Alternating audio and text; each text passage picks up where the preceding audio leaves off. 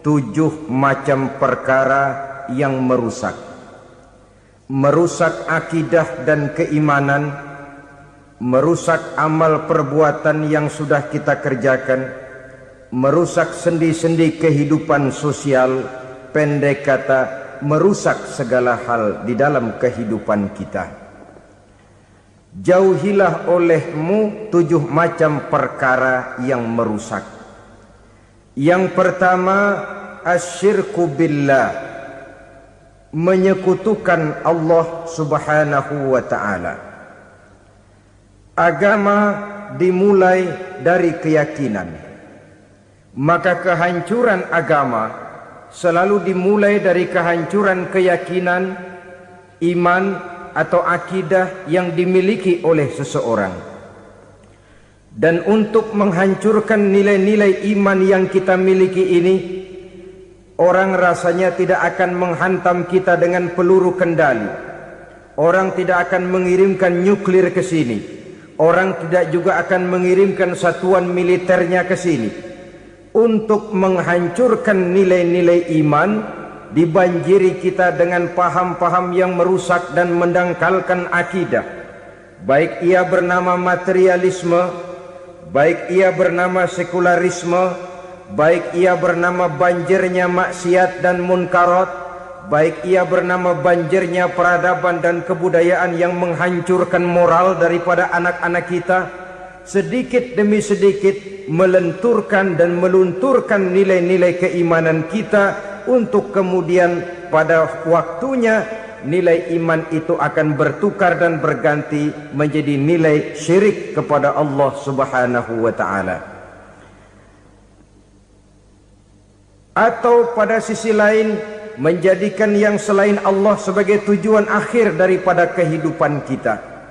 Sedangkan kita sama-sama maklum bahwa di dalam pandangan agama Islam, dosa yang tidak berampun, dosa yang terbesar, termasuk dalam kategori bapak moyangnya dosa, tidak lain adalah syirik, yakni menyekutukan Allah subhanahu wa ta'ala. Pola penghancuran iman ini memang berstrategi. Ditawarkan kita kepada paham materialisme, paham kebendaan, di mana otak menempati urutan sebagai ranking pertama, Tuhan jatuh pada urutan kedua. Lalu menyusul kepada paham sekularisme, Allah dipisahkan dari seluruh kegiatan hidup ini, untuk pada gilirannya menjadikan yang selain Allah sebagai tujuan akhir daripada seluruh kegiatan hidup kita. Oleh karenanya, kewajiban menjaga nilai-nilai iman ini merupakan kewajiban yang mulia tetapi berat, tidak hanya untuk kita, tetapi juga bagaimana mewariskannya kepada anak-anak kita, generasi yang akan datang. Orang-orang tua bijaksana yang diceritakan di dalam Al-Quran, kalau sudah berpikir tentang anak-anaknya, pertanyaan yang paling mereka risaukan ialah, ma ta'buduna min ba'di. Anakku, kalau pada satu saat aku, ayahmu sudah tidak ada lagi di dunia ini, meninggalkan kamu semua, ma ta'buduna min ba'di, apa yang akan kamu sembah nak?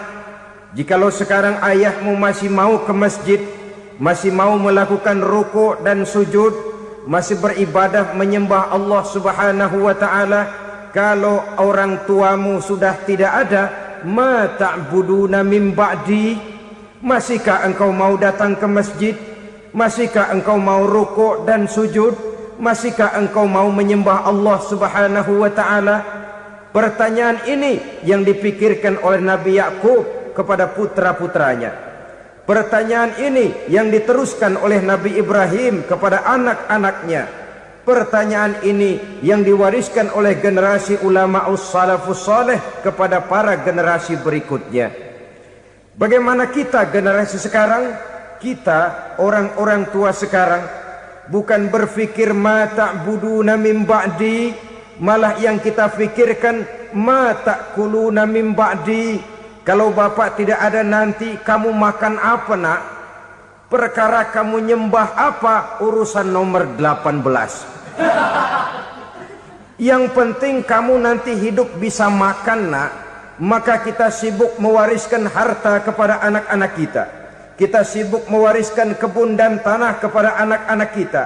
Kita sibuk mewariskan pabrik kepada anak-anak kita, sementara kita lupa mewariskan intan yang paling mahal, mewariskan mutiara yang paling berharga, yaitu nilai iman kepada Allah Subhanahu wa ta'ala. Alangkah baiknya apabila warisan harta, warisan tanah dan kebun, warisan rumah dan pabrik didasari lebih dahulu dengan mewariskan nilai iman kepada Allah Subhanahu wa ta'ala. Sebagai orang-orang tua, kita boleh bersedih kalau anak kita tidak mengerti komputer. Kita boleh bersedih kalau anak kita tidak mengerti matematika. Kita boleh bersedih kalau anak kita tidak mengerti bahasa Inggris. Tapi sewajarnya lebih bersedihlah kita orang tua jikalau mempunyai anak yang tidak kenal Allah sebagai Tuhannya, yang kemudian tidak mau rukuk dan sujud kepada Allah Tuhannya. Itulah kemalangan yang paling malang bila kita meninggalkan generasi yang tidak bertauhid kepada Allah Subhanahu wa ta'ala. Betapapun anak kita tidak ngerti komputer, saudara, paling-paling kerugiannya cuma kerugian dunia. Masuk dia ke alam barzakh, munkar nakir tidak akan sempat tanya kau belajar komputer apa tidak.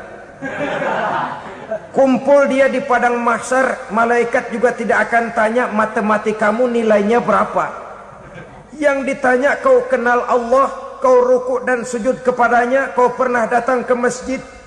Oleh karena itu sekali lagi, menjaga nilai iman tidak hanya untuk kita, tetapi juga mewariskannya kepada anak-anak kita, generasi yang akan datang.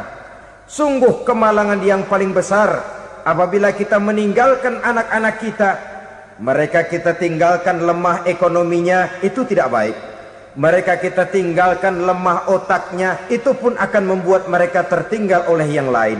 Tapi yang paling celaka, jikalau kita tinggalkan mereka dalam kondisi lemah imannya, rapuh akidahnya, tidak baik dan tidak betul keyakinan hidupnya.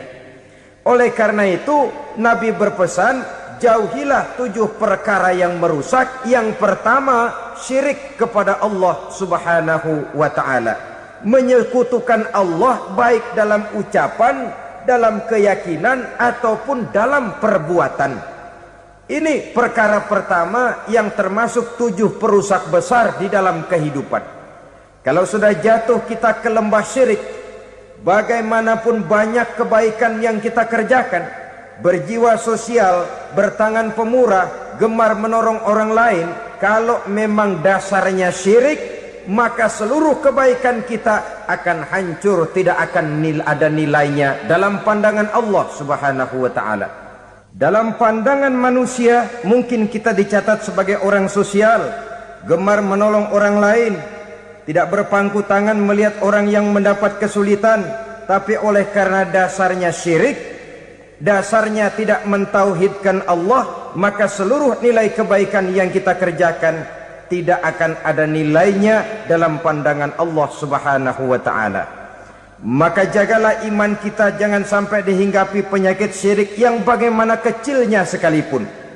Sekali lagi, baik syirik dalam bentuk ucapan, syirik dalam bentuk keyakinan, sampai kepada syirik dalam bentuk perbuatan, kita berhindar kepada sifat-sifat yang sedemikian itu. Karena apa? Dalam satu ayat Quran Allah Subhanahu wa ta'ala menjelaskan, innallaha la yaghfiru ayyushraka bih wa yaghfiru ma duna dzalika liman yasha. Allah tidak akan memberi ampun kepada orang-orang yang menyekutukannya, tapi Allah masih mau memberikan ampun kepada dosa-dosa yang selain itu bagi orang-orang yang dikehendakinya. Dosa selain syirik, apabila kita bertaubat, Allah masih mau mengampuni. Tapi kalau sudah jatuh ke tempat syirik, itu sudah dosa yang tidak berampun. Taubatnya tidak lain melepas syirik, kembali kepada tauhid, berkeyakinan bahwa hanya ada Allah Subhanahu wa ta'ala, Tuhan satu-satunya, yang lam yalid walam yulad walam yakul lahu kufuwan ahad. Tidak beranak, tidak pula diperanakkan, dan tidak satu pun yang dapat menyerupai Tuhan Allah Subhanahu wa ta'ala. Saudara-saudara kaum muslimin rahimakumullah, bahwa kita di zaman sekarang memang tidak menyembah berhala, ya. Bahwa kita tidak berterang-terangan mengatakan Tuhan lebih dari satu, memang. Bahwa kita tidak berkeyakinan Tuhan itu punya anak atau diperanakkan, tentu. Tapi dalam perbuatan dan i'tiqad kita kadang-kadang jatuh tanpa kita sadari ke tempat yang bernama syirik ini. Oleh karenanya, di zaman di mana teknologi makin canggih, di mana kemajuan pembangunan makin menjangkau berbagai aspek kehidupan, diperlukan keseimbangan antara kemajuan fisik material dengan kemajuan mental spiritual. Apabila tidak ada keseimbangan, yang terwujud tentulah kepincangan, yang diawali dengan pincangnya cara kita berpikir, sehingga pada akhirnya akan mengarah kepada pincangnya cara kita berbuat dan bertindak di dalam kehidupan kita.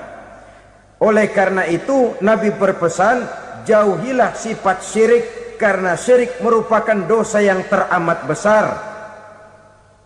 Ini sifat merusak yang pertama. Yang kedua, kata Nabi, wasihra, jauhilah sihir. Sihir ini juga termasuk perkara yang merusak kehidupan. Kita semua sama-sama maklum bahwa sihir sebenarnya bukan persoalan baru. Sejak sebelum datang Islam, sihir itu sudah ada. Di zaman Yunani kuno sihir ada, di zaman Mesir kuno, di zaman Cina kuno, dan yang lain-lain yang serba kuno, sihir itu sudah ada.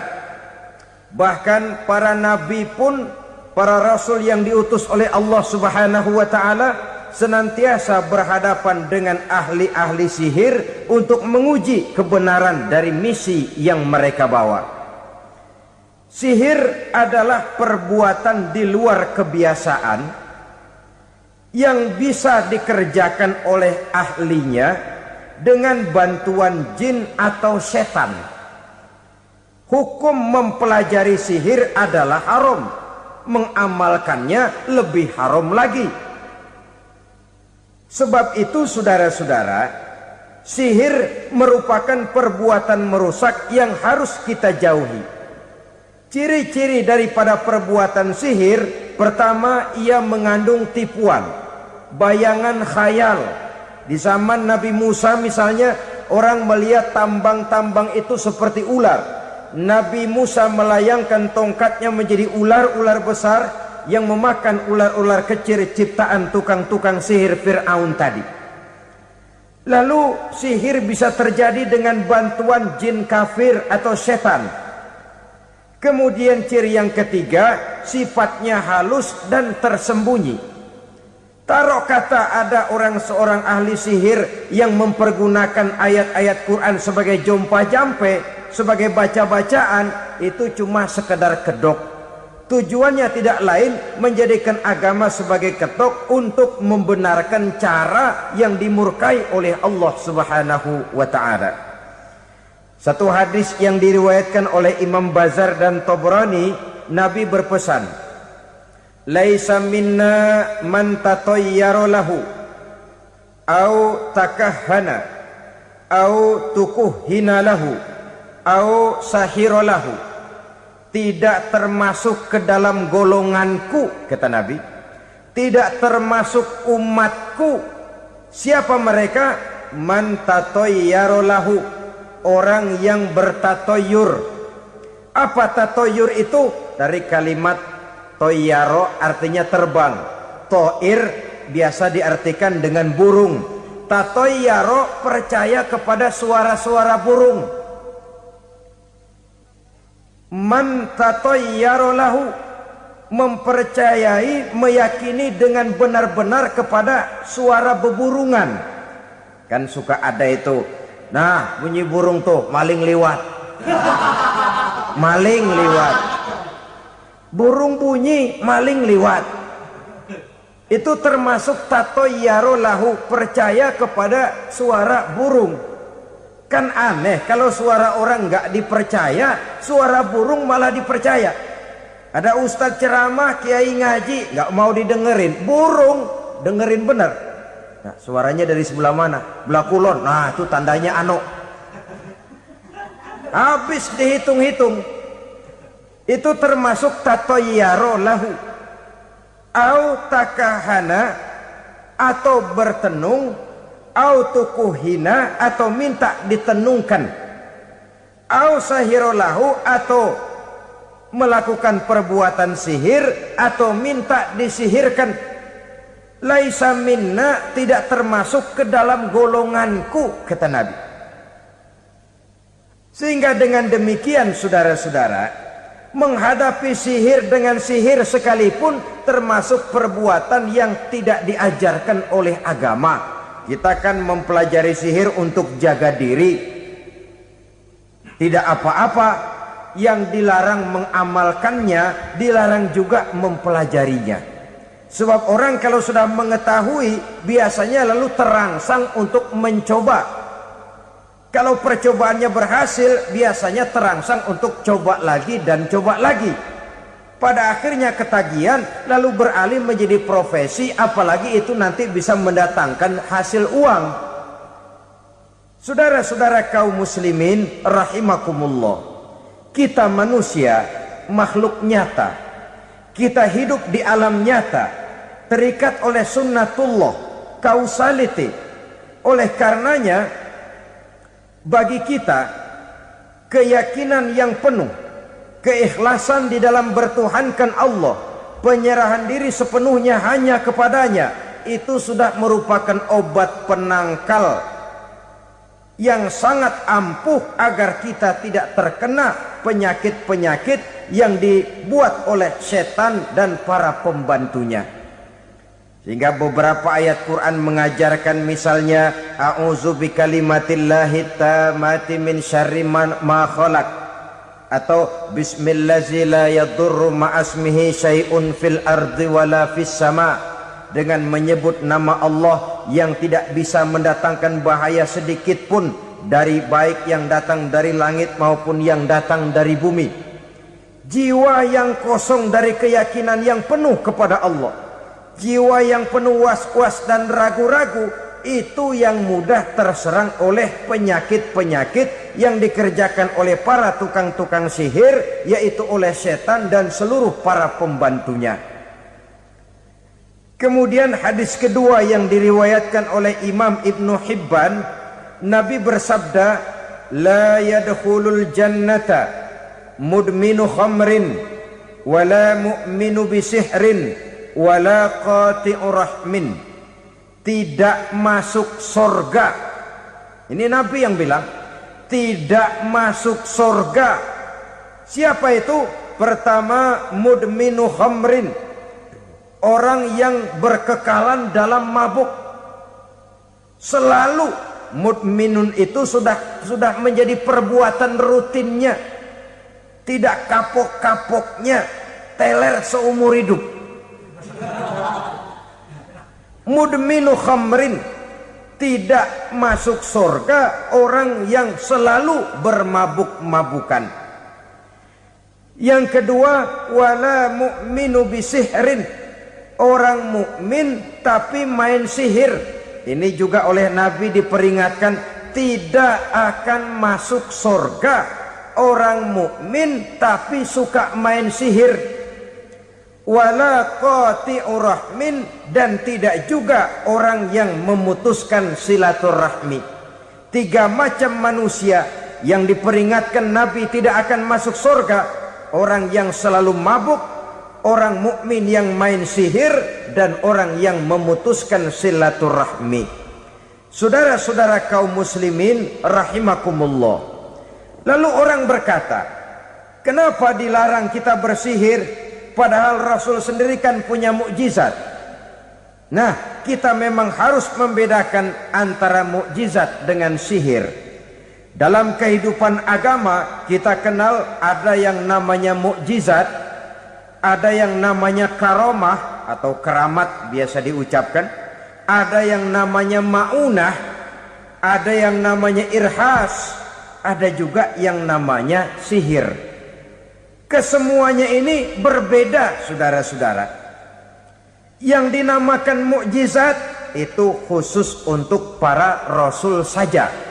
Satu kejadian luar biasa yang terjadi dilakukan oleh rasul atas izin dari Allah Subhanahu wa taala. Perbedaannya dengan sihir jelas. Sihir dari setan, mukjizat dari Allah. Sihir bisa dipelajari, mukjizat tidak. Sihir umumnya untuk maksud-maksud yang tidak baik, sedangkan mukjizat untuk memperkuat kebenaran yang disampaikan oleh para rasul dan ditentang oleh umatnya. Bahkan kafir Quraisy dahulu menganggap orang-orang ahli sihir itu berada dalam satu posisi yang hina, sehingga mereka mengatakan dan menuduh Nabi Muhammad sebagai tukang sihir. Tuduhan sebagai tukang sihir adalah tuduhan yang sangat aib dan hina. Di tengah masyarakat kufar jahiliyah, kedudukan tukang sihir dipandang sebagai kedudukan yang hina, sehingga mereka mengejek Nabi dengan sebutan tukang sihir. Jadi mukjizat hanya untuk Rasul saja. Kemudian karomah. Karomah ini asal kata dari karoma, kehormatan, kemuliaan yang diberikan Allah kepada hamba-hambanya yang rajin mendekatkan diri kepadanya. Oleh karena ketekunannya melaksanakan ibadah, Allah memberikan keistimewaan kepada orang itu, yang dengan keistimewaannya dia bisa mengerjakan yang tidak bisa dikerjakan oleh orang lain. Karomah hanya bisa dicapai dengan prestasi ibadah. Kalau sihir, mau ibadah apa enggak, asal dia belajar, bersatu dan berteman dengan setan, memenuhi persyaratan-persyaratan setan, biasanya lalu bisa. Sedangkan karomah tidak mungkin terwujud tanpa orang mendekatkan diri sedekat-dekatnya kepada Allah Subhanahu wa ta'ala. Maka kita lihat biasanya orang-orang yang punya ilmu sihir, mukanya rata-rata nggak enak dilihat. Kumuh, jauh dari air wudhu, jauh dari sujud kepada Allah, malah berteman dengan setan, menjadi pelayan-pelayannya setan. Saudara-saudara, adapun maunah, keistimewaan yang diberikan Allah kepada hamba-hambanya yang belum sampai kepada tingkat wali, tapi orang itu lebih banyak kebaikannya daripada kesalahannya. Umpamanya, saudara jalan bertiga di pinggir jalan, saudara ada pada posisi di tengah, lalu bertiga ini ketabrak mobil. Menurut perhitungan saudara mati lebih dahulu. Tapi terjadi hal yang aneh, dua teman saudara mati, saudara malah cuma luka dan lecet sedikit saja. Apa itu? Kalau kita lebih banyak kebaikannya daripada kesalahannya, itu yang dinamakan maunah, pertolongan yang diberikan Allah kepada hamba-hambanya yang lebih banyak kebaikannya daripada kesalahannya. Sedangkan yang dinamakan irhas, kejadian luar biasa pada diri seseorang pada waktu dia masih kecil, yang menunjukkan tanda-tanda keistimewaannya. Itu umumnya pada para nabi pada usia kecilnya sudah ada irhas, tanda-tanda istimewa. Jelas baik mukjizat, karomah, maunah maupun irhas berbeda dengan sihir. Sihir ini jelas saja merupakan bantuan dan persekutuan antara manusia dengan setan. Padahal setan, kata Allah dalam Al-Quran, innahu lakum aduwwum mubin, sesungguhnya setan bagi kamu adalah musuh yang sangat jelas. Saudara-saudara kaum muslimin rahimakumullah, di zaman sekarang dalam menghadapi beban kehidupan yang makin pelik, menghadapi stres yang tidak kunjung selesai, menghadapi persoalan-persoalan yang teramat berat, orang sering mencari jalan keluar kepada hal-hal yang menurut pendapatnya bisa meringankan beban moralnya itu. Pergilah dia mencari sesuatu yang dapat meringankan bebannya. Dan tidak jarang yang jatuh ke pangkuan tukang-tukang tenung, ke pangkuan tukang-tukang sihir, yang mereka itu oleh Quran dijelaskan kadzabal munajjimun walau sodaku. Tukang-tukang tenung, tukang-tukang sihir, mereka itu bohong walaupun benar. Maksudnya bohong walaupun benar artinya kalau yang mereka kerjakan benar itu sih kebenaran. Benar dengan kebenaran itu lain. Kebenaran, kebetulan bisa, tapi tidak untuk selalu. Apalagi kalau itu sudah membahayakan kehidupan orang lain. Jadi oleh karena itu Nabi berpesan jauhilah daripada sihir. Kalau sudah jauhilah dari sihir artinya ya jauhilah daripada mempelajarinya, jauhilah daripada bergaul dengan orang-orang yang ahli di bidang itu, karena dari pergaulan segalanya bisa menular. Baiklah saudara, ini yang kedua. Yang ketiga pesan Nabi, wa qatlan nafsil lati harramallahu illa bil haq. Membunuh orang lain dengan cara yang tidak benar. Membunuh orang yang diharamkan oleh Allah Subhanahu wa taala untuk melakukannya kecuali dengan alasan yang benar. Kita tahu Islam adalah agama damai. Sesuai dengan namanya, ia tidak dikembangkan dengan pedang dan kekerasan. Ia dikembangkan dengan keteladanan dan tuntunan moral. Oleh karena Islam bukan agama kekerasan, Islam pun tidak mementingkan dan mengajarkan kekerasan kecuali dengan alasan yang benar dan bisa dipertanggungjawabkan. Membunuh dengan sengaja, menghilangkan nyawa orang lain tanpa alasan yang bisa dibenarkan adalah merupakan dosa besar dan satu di antara 7 perkara yang bisa mendatangkan kerusakan dalam kehidupan dan yang hendaknya harus kita jauhi. Saudara-saudara kaum muslimin rahimakumullah, beberapa waktu yang lalu di sebuah kota kecil yang indah bernama New Auckland. Saudara tahu New Auckland? Itu dari Gunung Kidul masih ngidul lagi. Pernah diadakan satu seminar yang membicarakan bagaimana menyelamatkan masyarakat manusia dari bahaya Perang Dunia Ketiga. Diperkirakan kalau terjadi Perang Dunia Ketiga, manusia tidak akan tersisa. Sebab apa? Pada waktu itu cadangan nuklir yang dimiliki oleh bersama Amerika dan Rusia konon sudah sanggup memusnahkan 6 miliar manusia pada saat jumlah manusia baru 5 miliar. Jadi kelebihan nuklir dunia ini. Kalau terjadi Perang Dunia Ketiga, sulit manusia untuk tersisa. Maka dibahaslah di dalam seminar itu, wah, supaya tidak terjadi Perang Dunia Ketiga, maka perlombaan membuat senjata-senjata canggih, alat-alat pembunuh modern harus segera dibatasi. Dibahas, tidak mungkin kita membatasi perlombaan membuat senjata. Kenapa? Makin maju ilmu dan teknologi, makin canggih senjata yang ditemukan. Atom sudah meningkat menjadi nuklir, nuklir sudah meningkat menjadi neutron, dan kita tahu bom yang bernama neutron ini bom yang cukup membunuh tanpa perlu merusak. Artinya kalau dia diledakkan di kota kita ini, bangunan utuh, jembatan tidak ambruk, rumah-rumah tetap berdiri, tapi semua yang bernama hidup mati.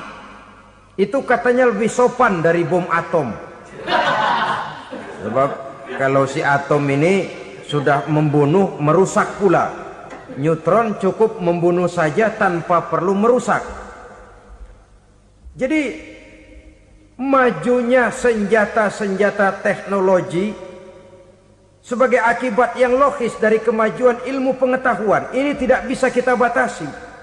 Dan memang sebenarnya yang bahaya bukan senjatanya, tapi manusia yang mengendalikan senjata itu. Mereka kembali kepada prinsip the man behind the gun. Bukan senjatanya yang bahaya, tapi manusia yang mengendalikan senjata itu yang bahaya.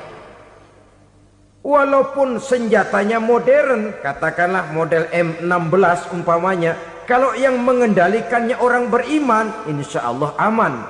Tapi biar megang cuma senapan angin, kalau yang megang orang brutal, ngeri kita deket-deket. Apalagi kalau memang bukan ahlinya menggunakan senjata, bisa ngeker kaki kena jidat.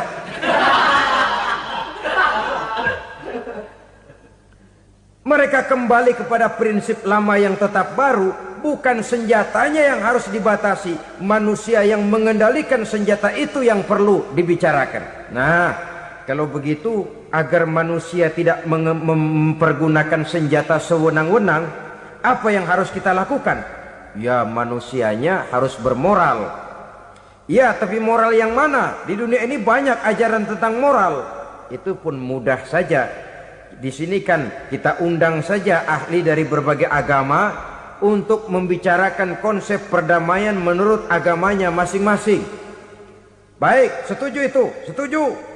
Maka tampillah para ahli agama, mereka kembali kepada prinsip moral daripada konsep yang terkandung di dalam ajaran agama untuk menegakkan perdamaian. Mula-mula naiklah ahli dari agama Hindu, dibacakan konsep perdamaian menurut ajaran agama Hindu, bahwa untuk damai manusia harus meninggalkan nafsu keduniaannya, menempuh samsara dan sebagainya untuk mencapai nirwana, menjauhi kemegahan dan kemewahan dunia. Ini lalu dibahas, rasanya juga tidak mungkin ini. Kemudian dari agama Nasrani, bahwa untuk damai manusia harus menciptakan sifat kasih sayang. Kalau ditampar pipi kiri, berikan pipi yang kanan. Kalau diberikan selendang, berikan baju. Nanti orang kasihan, lalu dia tidak akan nampar lagi. Ketika ini dibahas, ternyata rasanya pun tidak mungkin bisa diterima. Karena apa? Di zaman sekarang orang ditampar pipi kiri, dikasih pipi kanan. Bukan kasihan, gemes. Damai belum tentu, bonyok udah jelas. Lalu ketika dibacakan konsep perdamaian menurut Quran, di mana disampaikan ayat wa jazaa'u sayyi'atin sayyi'atun misluha faman afa wa aslaha fa ajruhu 'ala Allah. Balasan terhadap satu kejahatan adalah kejahatan yang seimbang, tetapi barang siapa yang memberi maaf dan mencari jalan damai, itulah yang terbaik dan akan mendapat pahala dari Allah Subhanahu wa ta'ala. Kamu tidak salah ditampar pipi kirimu, tampar lagi pipi kirinya sekeras dia menampar pipi kirimu. Nanti orang tidak mau menampar kita karena dia tahu kalau dia tampar kita, dia akan menderita tamparan sekeras dia menampar kita. Akan terjadilah prinsip saling hormat menghormati, tidak saling ganggu, tidak saling usil, tidak saling jahil. Atas dasar ini perdamaian bisa ditegakkan. Mereka bisa menerima konsep ini, tapi kemudian seminar ditutup tanpa satu keputusan resmi. Kenapa? Terus terang mereka kagum dengan konsep Islam, tapi sentimen lama terhadap nilai-nilai Islam telah menutup mata mereka untuk menerima kebenaran dari ajaran Al-Quranul Karim. Saudara-saudara kaum muslimin rahimakumullah, kembali kita kepada persoalan pokok. Roh adalah dari Allah. Dia akan kembali kepada Allah, milik mutlak dari Allah. Tidak pantas kita merampasnya dari orang lain. Tidak wajar kita menghilangkannya tanpa alasan yang dibenarkan oleh agama. Di zaman sekarang akibat persaingan hidup yang makin tajam, lapangan kerja yang makin sulit, tensi ekonomi yang makin tinggi, atau karena nilai moral yang makin rendah, atau juga karena rapuhnya pegangan orang kepada agama, nyawa rasanya sudah sedemikian murahnya. Berbagai kasus membuat berdiri bulu roma kita. Ada mayit, ada manusia dipotong 6, dicincang macam kambing. Ada yang dipotong 5, ada yang dipotong 13, dikardusin, dibuang ke tempat sampah. Inna lillahi wa inna ilaihi raji'un. Gejala apa ini? Kanibalisme. Manusia sudah demikian sadisnya, manusia sudah sedemikian buasnya, sehingga sesama manusia diperlakukan seperti hewan. Padahal hewan sendiri belum pernah macan makan macan, bagaimanapun buasnya macan. Belum pernah serigala memakan serigala, bagaimanapun brutalnya serigala. Tetapi manusia makan manusia di zaman sekarang kadang jadi kenyataan dalam kehidupan kita. Kadang persoalannya remeh saja. Soal uang 200 perak, pisau bicara, nyawa melayang. Soal rokok sebatang, celurit bicara, nyawa melayang. Soal-soal yang sama sekali tidak prinsip, begitu mudah kita menghilangkan nyawa orang lain. Padahal Nabi pernah memperingatkan, apabila dua orang muslim sudah berkelahi dan berbunuh-bunuhan, al-qatil wal maktul finnar, yang membunuh dan yang terbunuh dua-duanya neraka. Sahabat heran, ya Rasul, kalau yang terbunuh, kalau yang membunuh masuk neraka itu sih wajar, tapi yang terbunuh kenapa neraka juga? Beliau menjawab, dua-duanya sudah punya niat untuk saling membunuh. Niatnya itu yang diponten. Yang terbunuh cuman lagi apos aja, keduluan dia. Umpama tidak terbunuh, pasti dia yang akan membunuh. Oleh karenanya al-qatil wal maktul, yang membunuh dan yang dibunuh finnar, dua-duanya masuk ke dalam neraka.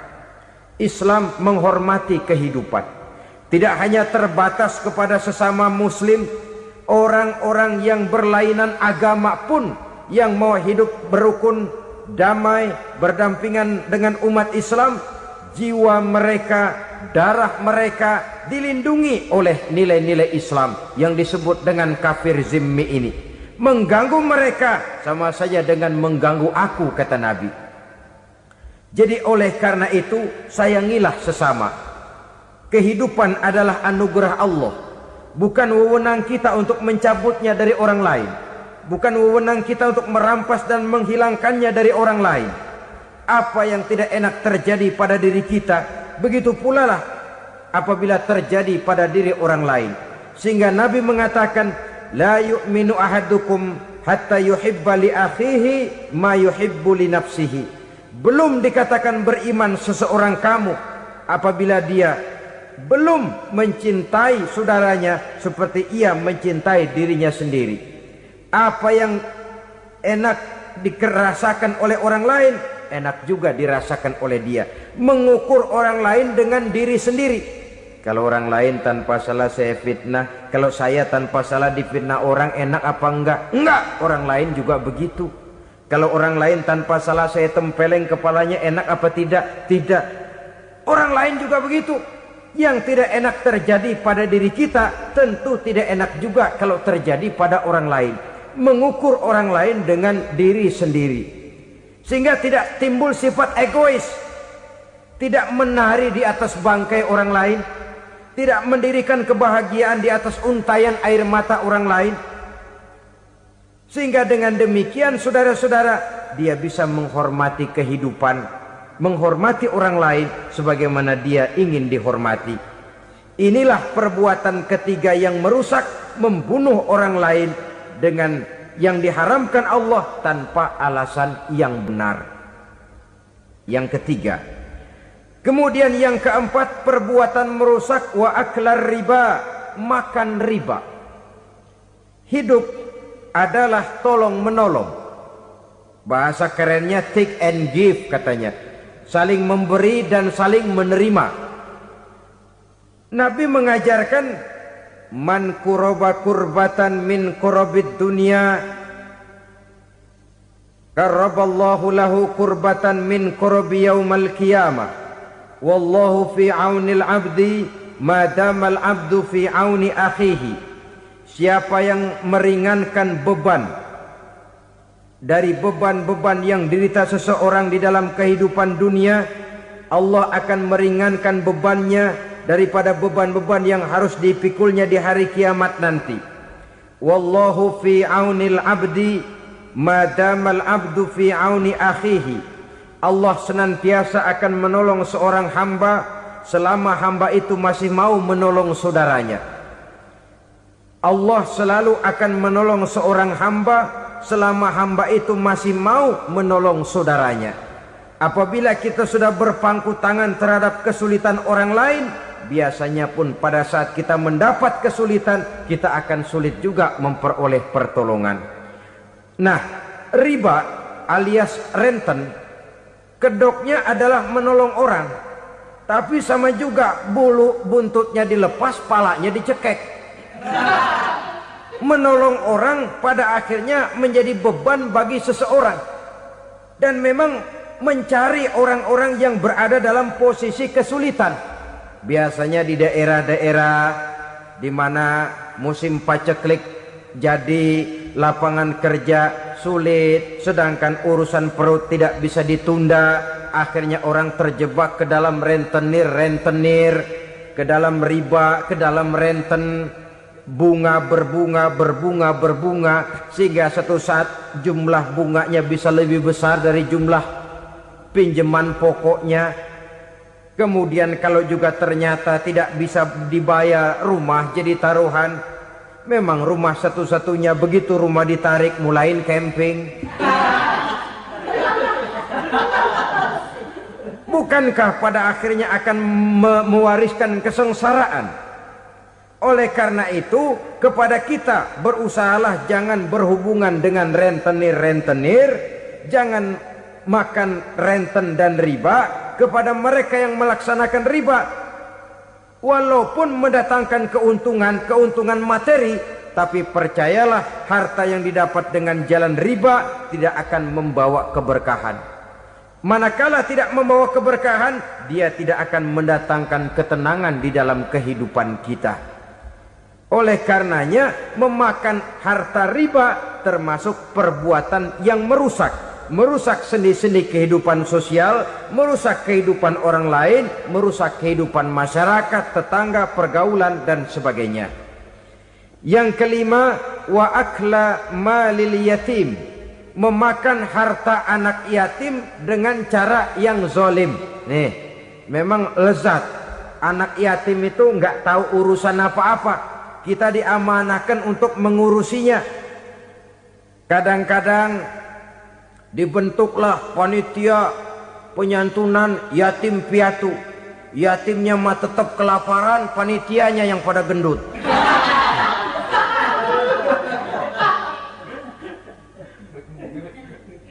Padahal memakan harta anak yatim termasuk perbuatan dosa besar. Dan menjantuni yatim merupakan perbuatan mulia. Nabi mengatakan, ana wa kafilul yatim kahataini yaumal qiyamah. Aku dan orang-orang yang menyantuni anak yatim seperti dua jari ini pada hari kiamat nanti. Dekat sekali. Jikalau ingin di hari akhir nanti dekat dengan Rasul, bersahabatlah dengan anak-anak yatim. Jadilah pengurus anak-anak yatim. Bangunlah panti-panti asuhan yatim. Pada saat bapak ibunya meninggal, kitalah yang menjadi orang tuanya. Bahkan sedemikian besar perhatian Islam terhadap anak-anak yatim ini, sehingga Quran memberikan peringatan, ara'aital ladzi yukadzibu biddin fadzalikal ladzi yad'ul yatim wa la yahuddu ala ta'amil miskin. Tahukah kamu siapa orang yang mendustakan agama? Beragama tapi dianggap dusta, solatnya dusta, puasanya dusta, karena agamanya sudah berdusta. Siapa mereka? Fazalikal ladzi yad'ul yatim, orang yang menyanyiakan anak yatim. wala yahuddu ala ta'amil miskin, dan tidak pernah memberi makan kepada orang-orang yang menderita kemiskinan. Menyia-nyiakan, meninggalkan anak yatim termasuk perbuatan yang divonis kita sebagai orang yang mendustakan agama. Saudara-saudara kaum muslimin rahimakumullah, maka sangat dicela mengeksploitir anak-anak yatim, menjadikan mereka sebagai kedok untuk mencari kekayaan pribadi. Tetapi jikalau ikhlas, ganjarannya sangat besar, nilai pahalanya sangat besar. Menyantuni yatim tidak hanya setahun sekali. Kalau Muharram pakai istilah lebaran yatim, dibentuklah panitia, diberilah beras, uang 45.000 rupiah, alhamdulillah. Tapi jangan lupa, si yatim tidak hidup cuma satu hari. Dia tidak hidup cuma di bulan Muharram saja, dia hidup 12 bulan dalam setahun. Sebagaimana anak-anak yang lain, dia juga berhak punya masa depan. Dia juga berhak menikmati bangku sekolah. Dia berhak mengenyam arti dan makna pendidikan. Dia berhak membekali diri dengan ilmu dan pengetahuan seperti halnya anak-anak yang lain. Maka kita yang diberikan keluasan oleh Allah, ingatlah itu, bersahabatlah dengan anak-anak yatim, santuni mereka. Perkara setahun sekali di bulan Muharram, alhamdulillah, itu bagus, bin Thayyib alias baik. Tapi tentu dan tentu sekali lagi, si yatim tidak hanya hidup di bulan Muharram. Dia hidup 12 bulan dalam setahun, 24 jam dan di dalam sehari. Oleh karenanya, menyia-nyiakan mereka pada saat posisi kita memang mampu akan memojokkan kita dalam satu posisi di mana kita dianggap sebagai orang yang mendustakan agama. Memakan harta anak yatim dengan cara yang zolim. Bapaknya udah meninggal, kebunnya lebar, anaknya dikelecehin. Nah, dah kamu gak usah pusing, nanti saya yang ngurus. Akhirnya bukan ngurus, nguras. Si yatim mungkin tidak tahu bahwa dia disia-siakan, haknya diambil, miliknya dizolimi. Tapi Allah yang akan membalasnya dengan seadil-adilnya. Maka makan harta anak yatim biasanya balasannya tokcer bin paten. Nggak banyak selang tempo itu, nggak percaya cobain dah. Nyobain aja kan nggak bayar, umpama. Memakan harta anak yatim dengan cara yang zolim, ganjarannya biasanya kontan. Kenapa? Ratapan si miskin, untayan air matanya, jeritan kepedihan hatinya, membuka pintu langit, permohonannya diijabah, getaran hatinya didengarkan oleh Allah. Maka balasannya biasanya kontan, spontan, tidak menunggu waktu terlalu lama. Itu di dunia, belum lagi di akhirat nanti. Bukankah dalam riwayat Mi'raj diceritakan Nabi melihat di neraka itu orang perutnya sebesar rumah. La haula wala quwata. Itu perut kayak rumah, bagaimana jalannya tuh orang.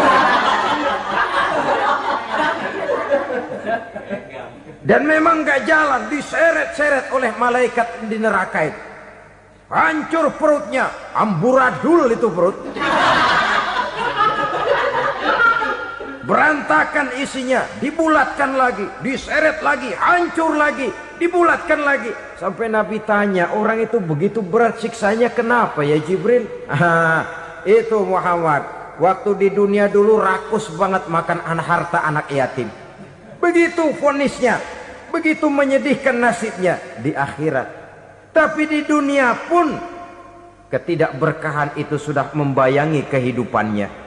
Oleh karena itu, kepada saudara-saudara yang mendapat titipan anak yatim, berbahagialah, karena semulia-mulia rumah adalah rumah yang di dalamnya ada anak yatim yang disantuni. Sehina-hina rumah adalah rumah di mana di dalamnya ada anak yatim yang disia-siakan. Begitu kata Nabi kita. Rumah yang paling mulia dalam pandangan Allah, rumah yang di dalamnya ada anak yatim yang disantuni. Rumah yang paling hina dalam pandangan Allah, rumah yang di dalamnya ada anak yatim yang nasibnya disia-siakan.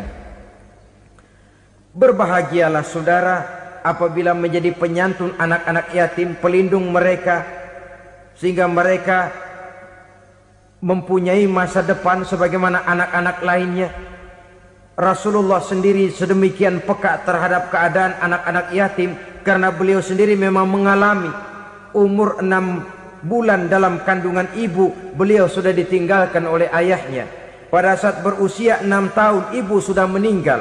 Yatim piatu dalam usia di mana beliau sedang perlu belas kasih seorang ibu dan pengertian seorang bapa. Kepekaan itu lalu timbul, bahkan kemudian sampai kepada beliau berkata, aku dan orang yang menyantuni anak yatim seperti jari tengah dan jari telunjuk di hari akhirat nanti. Sedemikian dekatnya. Baiklah ya, jadi yang kelima, memakan harta anak yatim. Jauhi karena ini perbuatan yang merusak. Yang keenam, watawalli yaumaz zahfi, melarikan diri pada hari pertempuran. Apa ini? Khianat. Tidak konsekuen dengan konsep perjuangan. Pada mulanya keras benar teriak, berantas korupsi, ganyang korupsi. Cuma karena belum dapat giliran. Begitu dia naik dapat kesempatan, korupsinya lebih edan dari yang diteriakinya. Ini termasuk tawalli yaumaz zahfi, berpaling pada hari peperangan. Di saat menghadapi musuh, kalau belum kelihatan musuh, teriaknya nyaring bener. Jangan takut demi kebenaran sampai titik darah yang paling penghabisan. Musuh belum kelihatan. Begitu musuh sudah kelihatan, paling dulu lari ke belakang.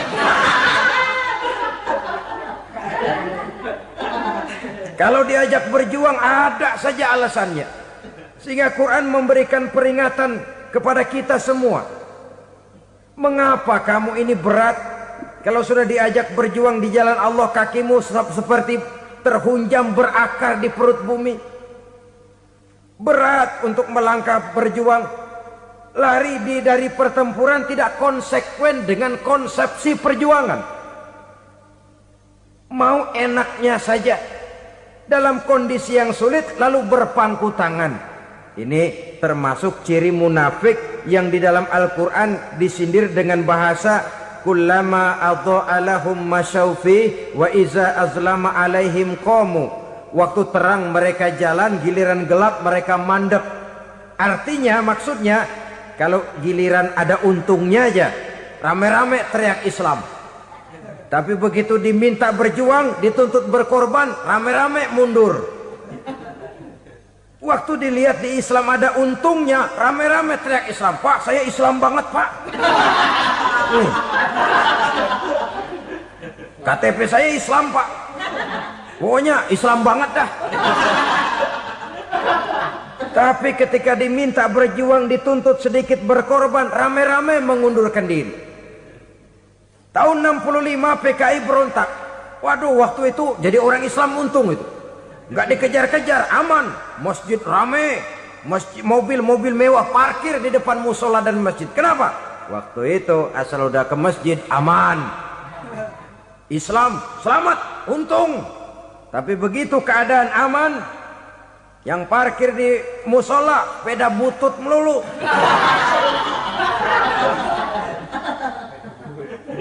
Waktu terang mereka jalan, waktu gelap mereka berhenti. Dikala di Islam ada untungnya, baru wah Islam bagus, Islam hebat. Tapi waktu dilihat ada kerugian, jangan bawa-bawa Islam dah. Jangan bicara soal Islam, ini kan bukan soal agama. Bukan soal agama. La haula wa la quwata illa billah. Beragama kita ambil talfik fid din, mengambil yang enteng-enteng saja dalam urusan beragama ini. Tidak konsekuen kita dengan Islam kita. Seolah kita mau memilih mana yang terasa cocok sama selera kita, kita teriak Islam. Beratan aja dikit, rame-rame berpaling. Itu termasuk tawalli yaumaz zahfi. Para pengkhianat, mental-mental hipokrit. yang tidak mau konsekuen menghadapi segala bahaya, itu termasuk perbuatan yang merusak. Kenapa? Kalau cuma dia saja yang lari, mungkin tidak jadi soal. Tapi larinya ini akan mempengaruhi orang lain. Nah, pengaruhnya itu yang dicegah. Sebab kalau satu sudah mulai lari, yang lain mulai ngelirik. Ketika yang dilirik kemudian tidak ada reaksi, dia akan ikut lari. Artinya apa? Seorang muslim harus konsekuen dengan konsep perjuangannya, dengan keyakinan keagamaannya, dan tidak memilih yang enak-enak saja di dalam kehidupan beragama. Lari dari pertempuran, bermental khianat, mengkhianati agama, merupakan satu di antara sifat yang merusak. Terakhir saudara, wa qazfal muhsanatil ghafilatil mu'minat, menuduh perempuan baik-baik yang tidak tahu menahu tentang tuduhan yang dituduhkan kepadanya, menuduh perempuan mukmin yang baik-baik yang tidak tahu menahu tentang tuduhan yang dilakukan kepadanya. Fitnah lebih bahaya daripada pembunuhan. Orang yang tidak salah bisa hancur namanya, orang yang berniat baik bisa ambruk perjuangannya oleh karena fitnah. Sehingga dikatakan al-fitnatu asyaddu minal qatli. Fitnah lebih bahaya daripada pembunuhan. Maka memfitnah ini termasuk satu dosa di antara 7 hal merusak yang harus kita jauhi semampu kita, semampu-mampunya. Mengupayakan sebisa-bisanya jangan sampai terjebak ke dalam hal yang demikian.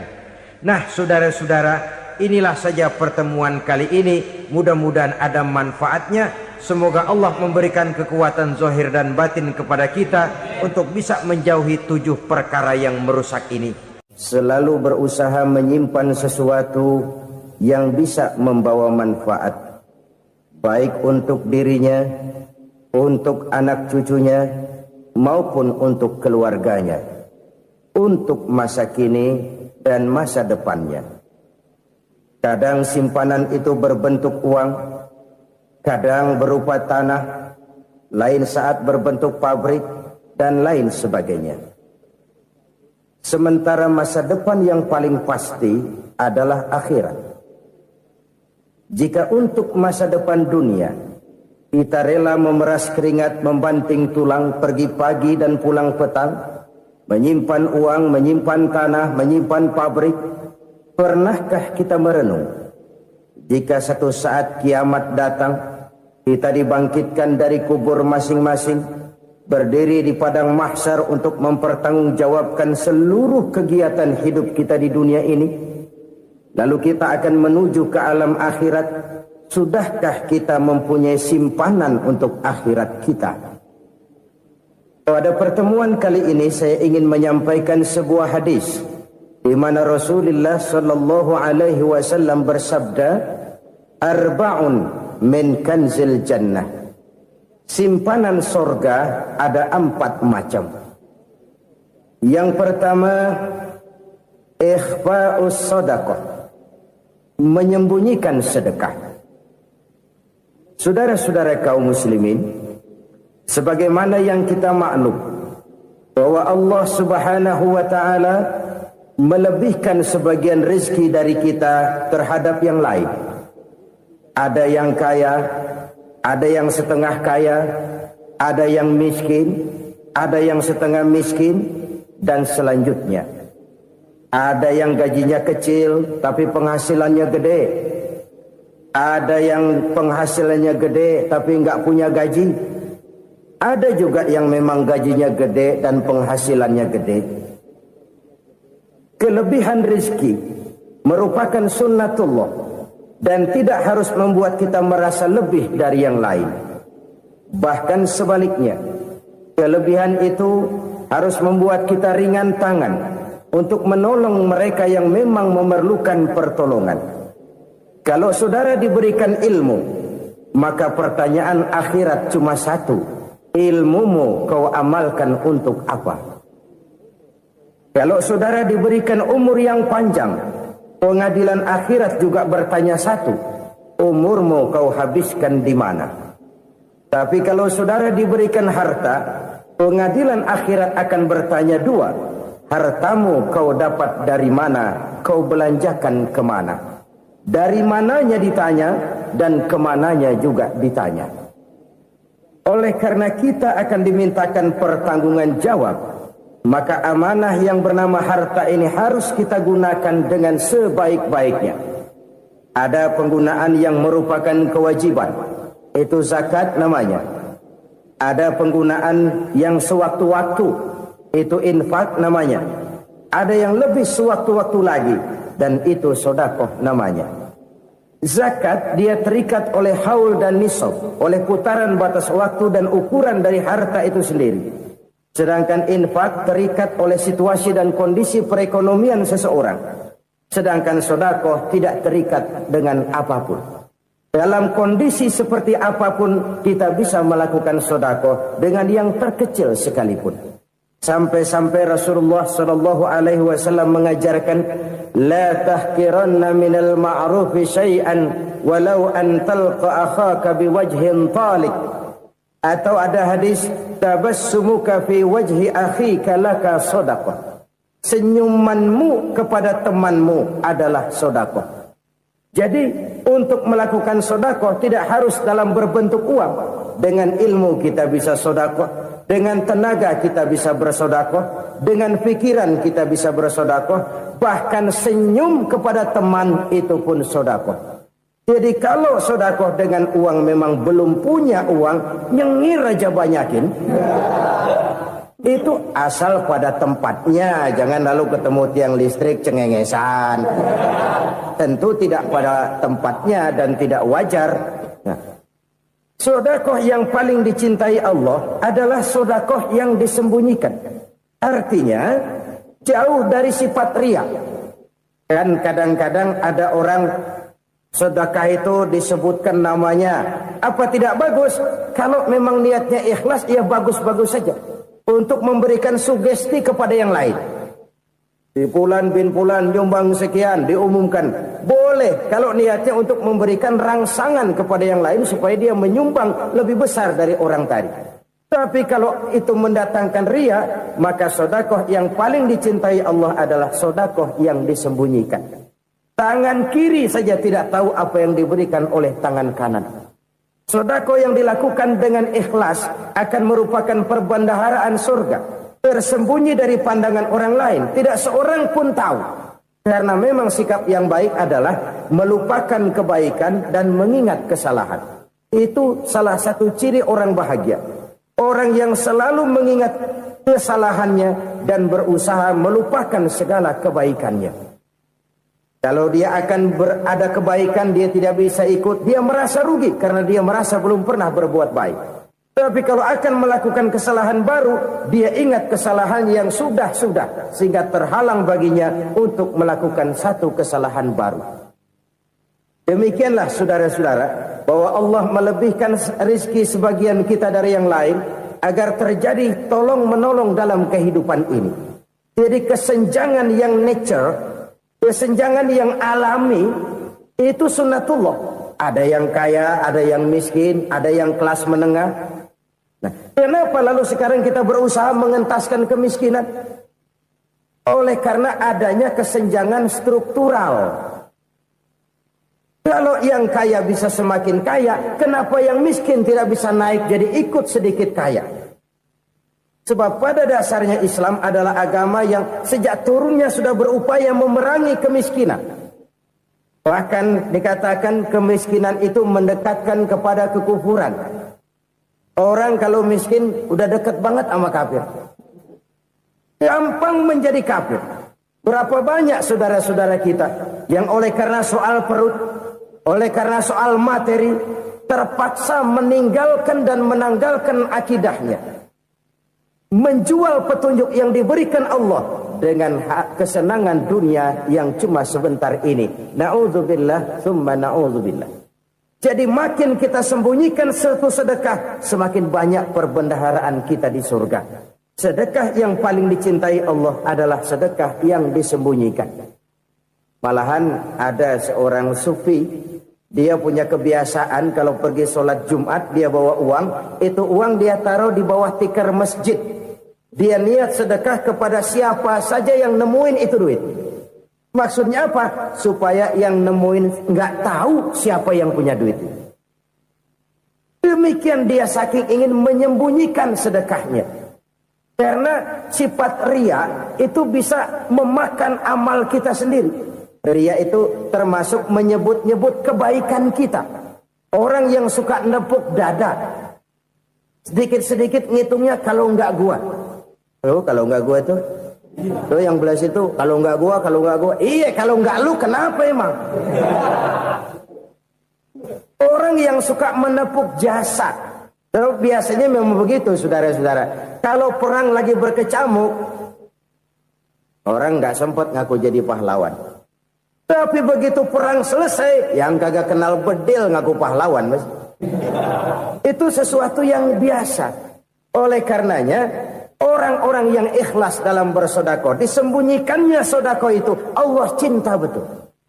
Malahan ada hadis memberikan jaminan, inna shadaqatal mar'il muslimi tazidu fil umri wa tadfa'u mitatas su'i. Sesungguhnya sedekahnya seorang mukmin tazidu fil umri, bisa menambah umur panjang. Wa tadfa'u mitatas su'i, dan menyelamatkan manusia dari mati secara su'ul khatimah. Jadi siapa yang kepengen panjang umur, banyaklah sedekah. Yang bosan hidup, pelit terus. Sedekah menambah panjang umur dan menyelamatkan manusia dari mati secara su'ul khatimah. Pak, katanya umur itu nggak bisa ditambah, nggak bisa dikurangin. Kapan? Kalau ajal sudah datang. Wa idza jaa ajaluhum la yastakhiruna sa'atan wa la yastakdimun. Kalau ajal datang tidak bisa dimajukan, tidak bisa dimundurkan. Itu kalau ajal sudah datang. Tidak bisa lagi umur ditambah dikurangi, sudah datang. Tapi kalau belum datang, itu kan haknya Allah. Mau ditambah, mau dikurangi, hak prerogatif Allah. Sebagai pencipta manusia, Allah maha kuasa dan maha mampu. Sedekah ini menambah panjang umur dan menyelamatkan manusia dari mati secara su'ul khatimah. Orang mati kan sama ya, kondisinya mati. Nggak nafas. Tapi hakikat mati kan lain-lain. Ada yang mati itu husnul khatimah, baik akhirnya. Misalnya lagi ngaji mati, lagi sholat mati, lagi sedekah mati. Ini yang dinamakan dengan husnul khatimah, baik di akhirnya. Sebaliknya ada yang su'ul khatimah, jelek di akhirnya. Ini yang jadi catatan akhir. Lagi nyekek botol, mampus. Lagi banting kartu, modar. Su'ul khatimah, jelek pada akhirnya. Sedekah menyelamatkan manusia dari mati secara su'ul khatimah. Dan kita semua kepengen mendapat husnul khatimah, jauh dari su'ul khatimah. Oleh sebab itu yang bisa menyelamatkan kita dari penyakit itu antara lain adalah sedekah yang disembunyikan, yang dikerjakan dengan ikhlas karena Allah, tidak karena kepengen dipuji orang, tidak karena ingin dikatakan orang pemurah. Sebab orang dermawan itu orang yang memberi tanpa harus diminta. Kalau masih harus diminta, ya belum dermawan namanya, masih harus diminta. Kalau nggak diminta ya tulus, lolos, polos. Saudara-saudara kaum muslimin rahimakumullah. Harta adalah amanat dan akan kita pertanggungjawabkan. Allah melebihkan rizki sebagian kita dari yang lain agar kita saling tolong menolong, bantu membantu. Nabi janjikan, siapa yang meringankan beban saudaranya muslim di dunia, Allah akan meringankan bebannya di akhirat nanti. Sebuah jaminan dari baginda Nabi. Si orang yang kita bantu barangkali tidak bisa membalas, Allah yang akan membalas lewat jalan lain yang tidak pernah kita sangka-sangka. Ada orang tanya, Pak, ini ada orang nyumbang masjid sambil marah-marah, bagaimana? Saya bilang sumbangannya aja ambil, marahnya jangan. Marahnya jangan diambil, itu urusan dia. Saudara-saudara kaum muslimin rahimakumullah. Umat Islam ini kan umat yang punya potensi besar. Kadang kita merenung, kenapa kadang-kadang pembangunan masjid kok lambat sekali? Kalau hotel hari ini peletakan pertama, bulan depan peresmian. Supermarket hari ini peletakan batu pertama, minggu depan peresmian. Tapi kalau sudah yang namanya masjid, kadang-kadang peletakan batu pertama sekaligus jadi batu terakhir. 3 tahun, 4 tahun, campur nebar jalak di jalanan, duit dijaring kayak ikan sepat. Apa tidak ada orang Islam yang kaya? Banyak. Apa tidak ada pengusaha muslim yang jadi konglomerat? Ada. Lalu yang belum banyak itu yang komit terhadap nilai-nilai agamanya. Akhirnya kita jatuh jadi umat yang lemah.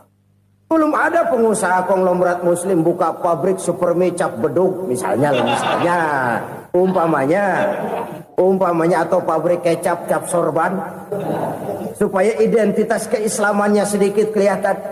Kita jatuh jadi umat yang lemah karena potensi tidak terinventarisir dengan baik. Kita ini ibarat kompor yang cuma matengin nasi orang lain. Potensi kita dimanfaatkan oleh orang lain. Ukhuwah Islamiyah kita baru terbatas kepada silaturahmi. Ukhuwah di bidang ekonomi kita lemah. Ukhuwah di bidang kebudayaan kita lemah. Apalagi ukhuwah di bidang politik kita lebih rapuh lagi. Padahal ukhuwah itu adalah totalitas kehidupan manusia. Menyangkut ipolek sosbud. Memerlukan nilai-nilai ukhuwah.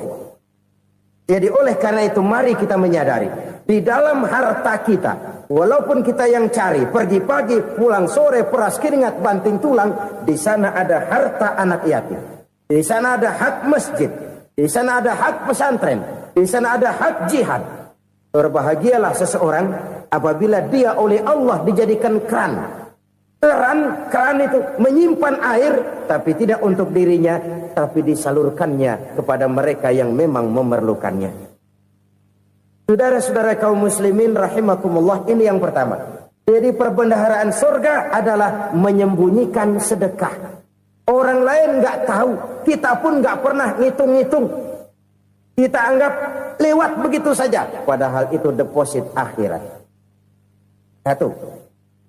Yang kedua, perbendaharaan surga itu apa? Wa kitmanul musibah, menyembunyikan kesulitan. Kadang orang takut menghadapi kesulitan. Tapi makin kita merenung, hidup ini kan sebenarnya urusan. Takut sama urusan ya jangan hidup. Tandanya orang hidup itu kalau punya urusan. Urusan melupakan problem. Problem sering menimbulkan kesulitan. Kesulitan bukan untuk ditakuti, tapi untuk diatasi dan dicarikan jalan keluarnya. Siapa sih orangnya yang gak pernah sulit-sulit? Makin tinggi status sosialnya, makin gede urusannya. Makin tinggi kualitas imannya, makin berat tingkat kesulitannya. Cuma memang yang namanya enak itu seperti pelangi. Biang lala itu nggak pernah di atas kepala kita, di atas kepala orang melulu. Lo sih enak lo, kata kita. Dia juga bilang yang enak kan lo. Pelangi itu nggak pernah di atas kepala kita. Kata tukang beca, aduh enak ya naik Mercy. Kata tukang beca, apa yang di dalam mobil Mercy? Aduh enak bener tukang beca. Di jok ngeringkuk ngorok pules bener. Saya kamar pakai AC sejuk, tempat tidur sutra, empuk, alga spring bed, kulak kulik nggak bisa pules kalau belum minum Valium, belum tidur. Enak bener tukang beca. Di jok ngorok nggak tahu wetan kulon. Itu tukang beca bilang yang di Mercy enak, yang di Mercy bilang tukang beca enak. Inilah enak. Nggak pernah di atas kepala kita, di atas kepala orang lain melulu enak itu. Nah, saudara-saudara, yang merupakan perbendaharaan surga itu orang yang bisa menyembunyikan kesulitan, baik pribadi ataupun rumah tangga. Nih terutama rumah tangga yang jadi soalnya. Kadang-kadang kita ini kalau senang, sebaliknya, kalau senang kita diam. Kalem aja, cuek. Banyak banget duit kita, bawaan diam aja udah. Malah ketemu orang takut. Tapi begitu susah, sekampung tahu. Padahal Nabi mengajarkan perbendaharaan surga itu menyembunyikan musibah, menyembunyikan kesulitan. Kalau enak, cerita sama orang-orang. Kalau nggak enak, rasain sendiri, tekan sendiri, atasin sendiri. Kita kan sebaliknya. Senang kita diam, asal lagi susah, paling tidak kita nyari teman buat cerita kesusahan. Siapa orangnya yang nggak pernah susah? Cuma soalnya bagaimana kita mengatasi kesusahan itu sendiri. Begitu juga misalnya kalau orang sudah berumah tangga, itu orang tuanya harus menjadi tempat dia cerita yang enak-enak saja. Yang nggak enak rasain berdua, selesaikan berdua, atasin berdua. Jangan dibalik. Asal senang diam, giliran susah saja. Maknya laporan. Terbalik. Bisa menjaga security informasi. Maka nama bayam keluar diam. Malah seluitan. Enak amat lo makan daging ayam. Security informasi. Saudara-saudara kaum muslimin rahimakumullah. Ujian yang terberat itu yang pernah diberikan kepada para nabi, para rasul, para aulia, para ulama. Makin tinggi keimanan, makin berat bentuk kesulitan. Ayo saya kemukakan satu contoh saja. Ada seorang nabi yang kaya, nabi kaya, namanya Nabi Ayub. Iblis kalau orang begini kan keki, ibadahnya rajin, kaya. Nih yang kayak begini susah digodain. Kalau ibadahnya rajin, miskin, kali bisa disogok. Sini imannya mantap, ibadahnya rajin, kaya, nabi lagi. Oh, tapi namanya iblis nggak kurang akal. Laporan, Tuhan, kenapa Les? Ya ini bahasa saya, bahasa Qurannya sih nggak gitu. Itu hambamu yang namanya Ayub, dia rajin ibadah cuma karena dikasih kaya aja. Coba kasih miskin dia, berhenti dia sembahyang. Ah, kamu bisa aja. Saya tahu Ayub itu hambaku yang ikhlas. Saya buktiin Tuhan, silahkan. Dibuktiin lah, iblis turun ke alamin. Yang mula-mula dia lakukan, dia rusak sawah ladang Nabi Ayub. Dia binasakan binatang ternak Nabi Ayub. Sehingga dalam waktu singkat, jatuhlah Nabi Ayub dari orang paling kaya jadi orang paling miskin. Beliau masih ibadah di mihrab dalam masjid. Datang iblis. Saudara Ayub, ya, lagi ngapain? Ibadah. Nyembah Allah, nyembah Allah. Oh, percuma. Kenapa? Tuhan yang ente sembah nih, dia udah bikin miskin ente. Sawah ladang ente hancur lebur, binatang ternak binasa. Sekarang ente jadi orang paling miskin. Ngapain nyembah Tuhan kayak begitu? Tekor. Udah berhenti dah ibadah, berhenti ibadah. Ini iblis sama Tuhan laporannya lain, yang dikerjakan kepada Nabi Ayub juga lain. Benar begitu iblis kata Nabi Ayub? Iya. Sawah ladang saya habis, buras. Binatang ternak saya binasa, binasa. Saya miskin, bangpak. Apa jawab Nabi Ayub? Bukan innalillahi, ya ini hebat. Alhamdulillahillazi a'tani wa akhza minni. Segala puji bagi Allah yang telah memberikan harta kepada saya dan sekarang mengambilnya lagi. Alhamdulillah. Allah yang ngasih, Allah yang ambil. Itu mah urusan Allah. Iblis cuman ibadah jalan terus, sujud lagi Nabi Ayub. Iblis seleher gondok banget. Dasar Nabi nggak mempan dia apa-apain. Miskin malah alhamdulillah. Allah yang ngasih, Allah yang ambil. Jadi kalau kita tidak komit, kita tidak terikat kepada kaya, miskin, senang, susah, apa yang bisa bikin kita susah? Jadikan kekayaan, kemiskinan, jadikan senang, susah sebagai anak buah yang bisa kita atur. Jangan kekayaan ngatur kita, jangan kemiskinan ngatur kita. Kita yang harus mengatur mereka. Senang, susah, kaya, miskin, bahagia, sengsara, jadikan itu anak buah yang bisa kita atur. Kalau sekarang kita kaya, lain saat boleh jadi kita miskin, semiskin-miskinnya. Allah yang ngasih, Allah yang ngambil. Tenaga mana yang bisa menghalangi? Ibadah jalan terus. Iblis makin gondok. Dasar nabi loh. Akhirnya apa? Nabi Ayub dikerjain, diberikan penyakit. Demikian fatal penyakitnya. Bayangin, udah miskin, sakit. Masya Allah. Miskin, sakit. Sakitnya nggak lama, kira-kira 16 tahun. Istrinya 3, 2 mental minta ceraiin. Ngerawatin laki bengek begini.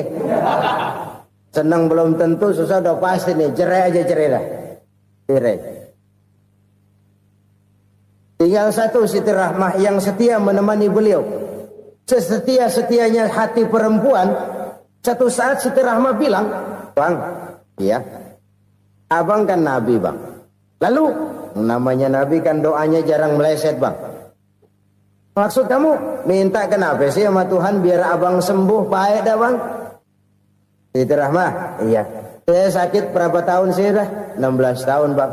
Sebelum ini saya sehat berapa tahun? Ya kira-kira 60 tahun, Bang. Nah, coba ente banding-bandingin, Rahmah. Saya dikasih sehat 60 tahun. Dikasih sakit 16 tahun. Sudah nggak sabar mau doa kepada Allah minta sembuh. Saya malu kepada Allah. Diuji dengan yang luar biasa seperti ini, tidak mengganggu stabilitas kehambaannya. Dia tetap menghamba kepada Allah Subhanahu wa ta'ala. Saudara-saudara kaum muslimin rahimakumullah. Kunci menghadapi kesulitan itu apa? Allah jelaskan dalam satu ayat, wa basyiris sabirin alladzina iza asabathum musibah qalu inna lillahi wa inna ilaihi raji'un. Gembirakan orang-orang yang sabar. Siapa mereka itu? Yang apabila